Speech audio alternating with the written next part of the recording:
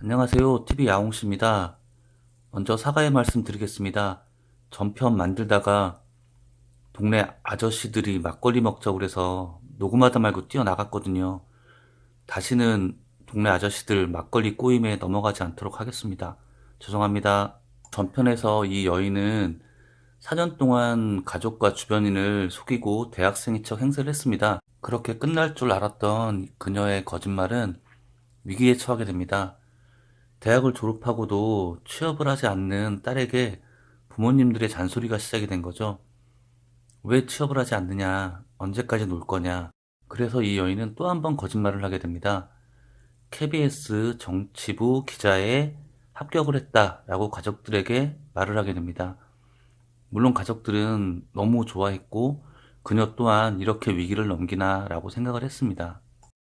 하지만 취업을 하면 당연히 가져와야 될 것을 그녀가 못 가져오게 된 거죠. 취업을 한 지 몇 달 동안 월급을 한 번도 집에 가져온 적이 없었던 거죠. 이를 이상하게 여긴 부모님들은 왜 몇 달 동안 급여 한 번을 가져오지 않느냐 라며 또 그녀에게 의문을 던지기 시작합니다. 여기서 그녀는 마지막 선택을 하게 됩니다. 그녀의 선택은 바로 결혼이었습니다.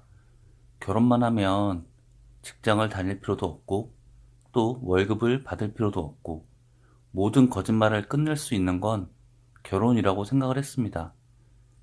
다행히도 이 여인에게는 교제를 하던 남성이 있었습니다. 그 길로 달려가 교제하던 남자에게 청혼을 했지만 보기 좋게 차이게 됩니다. 남자가 거절을 한 거죠. 다급해진 이 여성은 해서는 안 되는 선택을 하게 됩니다.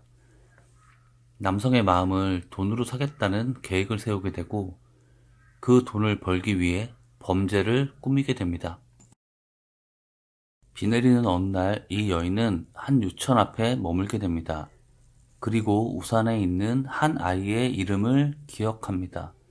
그리고 공중전화 박스로 달려가 유치원으로 전화를 겁니다. 전화의 내용은 다 예상하셨겠지만 엄마의 지인이고 친구이니 아이를 내가 데리고 가겠다 라고 이야기를 합니다. 그리고 이 아이를 납치해서 자기가 제일 잘 아는 그 대학교로 가게 됩니다.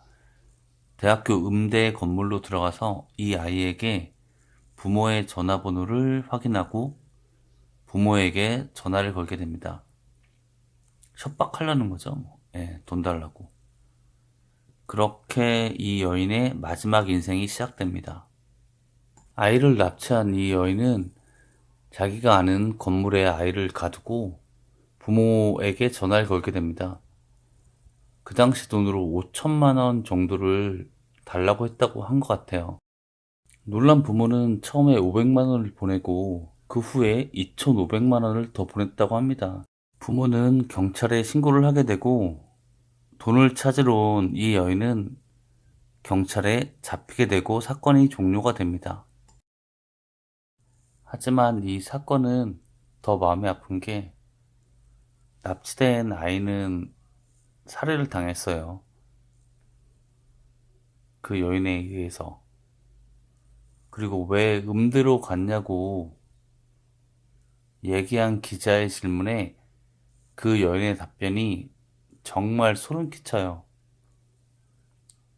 악기 소리에 아이 비명이 안 들릴까봐.